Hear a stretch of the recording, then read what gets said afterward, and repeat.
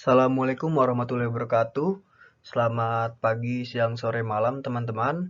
Untuk kali ini, saya akan menjelaskan tata cara penamaan batuan metamorf.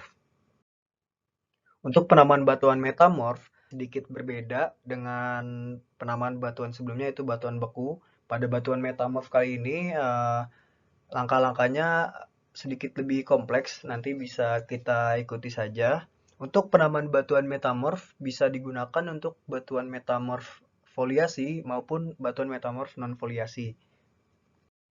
Oke, berikut ini adalah langkah penamaan batuan metamorf dari IUGS. Nah, step 1, pertama apakah kita bisa menentukan protolit dari batuan metamorf tersebut. Nah, jika kita bisa menentukan protolitnya, nah contohnya misalnya ada batuan yang protolitnya itu kita ketahui sebagai gabbro, bisa dilihat dari komposisinya misalnya. Lalu kita bisa menambahkan meta di depannya, jadi meta gabbro. Atau mungkin jika ada batuan granit atau arkos dan lain-lain, kita bisa menambahkan meta di depannya jika kita tahu protolitnya, dilihat dari komposisi dan lain-lainnya.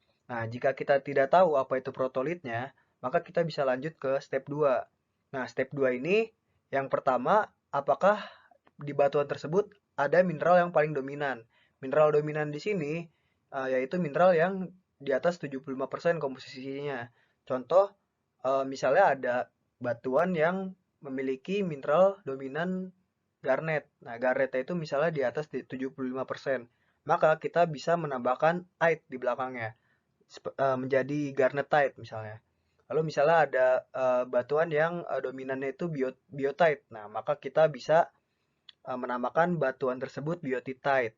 Nah, untuk batuan garnetite dan biotitite tadi, jika kita bisa melihat, jika ada tekstur yang kelihatan gitu, misalnya ada tekstur schistosity, maka kita bisa menambahkan teksturnya itu di depan, jadi biotitite gitu. Jika tidak ada mineral dominan yang di atas 75% pada sampel tersebut, maka kita bisa lanjut ke nomor 2, yaitu kita mencocokkan dengan tabel spesifik batuan metamorf. Nah, jika mineral-mineral dan ciri-ciri lainnya cocok, maka kita bisa langsung menamakan batuan tersebut dengan nama spesifiknya. Nah, untuk tabel ini akan saya tunjukkan. Oke, berikut ini merupakan tabel batuan metamorf yang spesifik. Nah, untuk penggunaan tabel ini kita bisa seperti trial and error saja.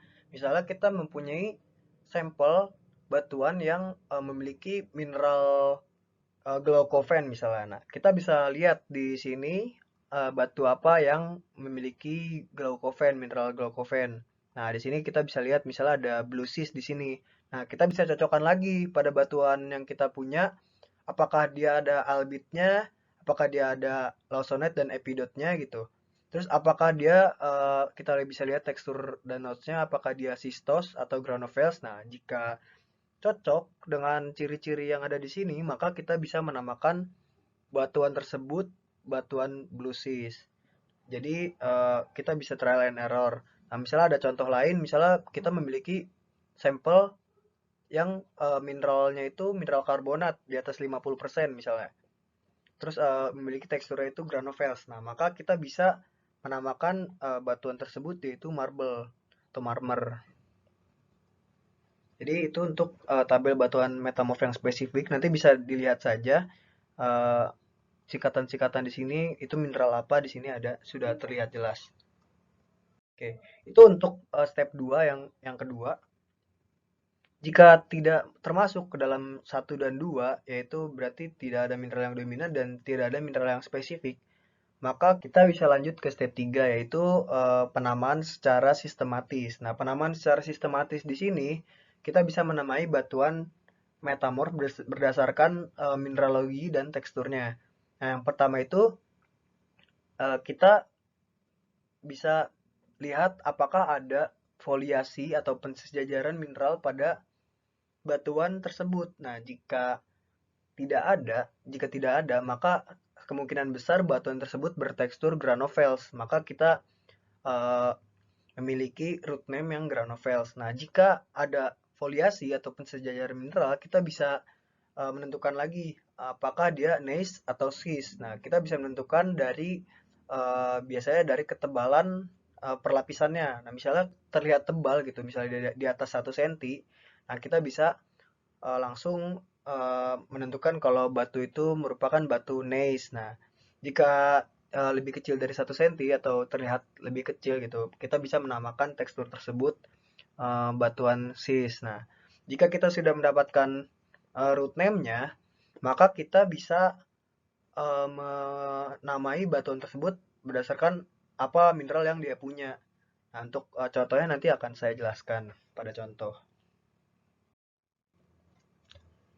Nah, berikut ini ada contoh batuan metamorf yang pertama yang akan saya jelaskan.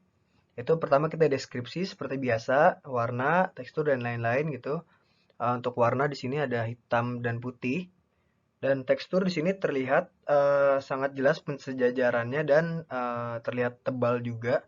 Maka ini saya namai tekstur ini foliasi gneiss ya, gneissos. Karena dia terlihat tebal tipis. Lalu di sini komposisi mineralnya yaitu quartz, biotite, dan muscovite sebesar 50%, 30%, dan 20%. Nah, untuk penamaan batuannya jika kita menggunakan step by step tadi, yang pertama itu apakah kita bisa lihat batuan protolitnya. Nah, di sini tidak tahu ya batuan protolitnya apa, maka kita lanjut. Apakah ada mineral yang dominan di sini ya? Dominan dalam artian di atas 75%. Nah, kita lihat di sini tidak ada yang di atas 75%. Maka kita selanjutnya ke spesifik. Apakah di tabel spesifik ada yang mineralnya seperti ini? Jika kita lihat lagi di tabel spesifik, maka tidak ada yang cocok dengan komposisi yang seperti ini. Maka kita lanjut ke step selanjutnya yang yaitu penamaan secara sistematis. Oke, yang pertama itu tadi kita tentukan tekstur dia itu memiliki tekstur foliasi seperti apa. Nah, di sini sudah jelas di sini foliasi gneiss, maka kita mendapatkan root name gneiss. Nah, untuk qualifiernya kita bisa menentukan berdasarkan mengurutkan dari mineral yang paling sedikit hingga yang paling banyak. Nah, di sini yaitu mineral yang paling sedikit yaitu muscovite, kemudian ke biotite, kemudian ke quartz ya. Jadi nama batuannya itu muscovite, biotite, quartz, gneiss. Ini untuk batuan metamorf yang kedua. Pertama kita deskripsi seperti biasa, warnanya hijau kemerahan dan dia memiliki tekstur yang granovels. Di sini granovels, lalu kita bisa lihat komposisi mineralnya yaitu ada omfasit yang berwarna hijau terang di sini. Kemudian dia ada garnet yang berwarna merah di sini dan ada quartz yang berwarna putih bening di sekitarnya yaitu. Kemudian untuk nama batuannya kita pertama ikuti step by step tadi. Apakah protolitnya itu terlihat? Nah, pertama ini tidak terlihat ya protolitnya apa, tidak diketahui juga. Kemudian apakah di sini ada mineral yang paling dominan yaitu yang di atas 75%? Tidak ada juga ya. Lalu apakah mineral-mineral di sini cocok dengan yang ada di tabel spesifik? Nah, kita bisa lihat. Nah, di sini ada batuan metamorf yang mengandung omfasit. Nah, di sini ada omfasit dan ada garnet juga.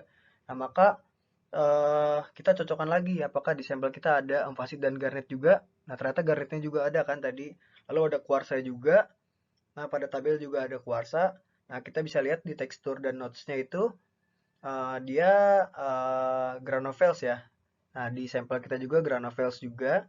Maka kita langsung menambahkan batuan itu berdasarkan specific name, yaitu nama batuannya eklogit. Oke, cukup sekian dan terima kasih. Tetap semangat. Assalamualaikum warahmatullahi wabarakatuh.